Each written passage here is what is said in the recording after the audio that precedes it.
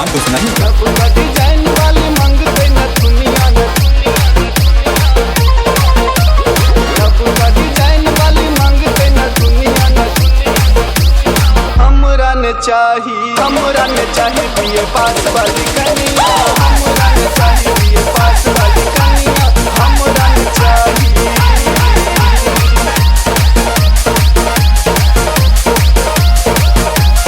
DJ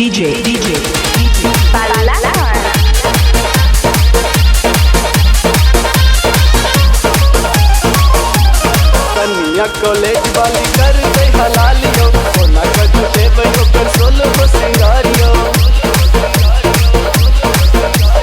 कन्या college वाली कर दे हलालियो सोना कट देबो कर सोल को सिंगारियो। किसको मैं जते रोज जींस वाली रनिया किसको मैं जते रोज जींस वाली रनिया हमरा ने चाहिए दिए पास वाली कनिया हमरा ने चाहिए दिए पास वाली कनिया हमरा ने चाहिए।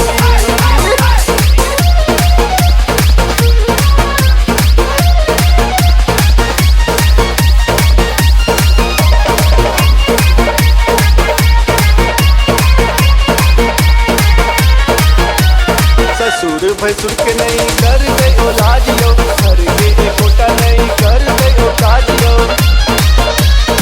सुनियो बाबू ससुर भसुर के नहीं कर दे ओ लाजियो घर के एकोटा नहीं कर दे ओ काजियो।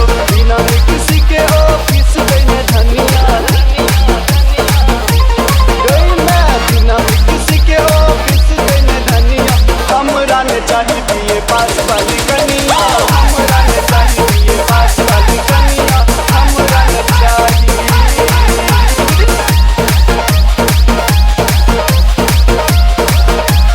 Remix by DJ Darbhanga.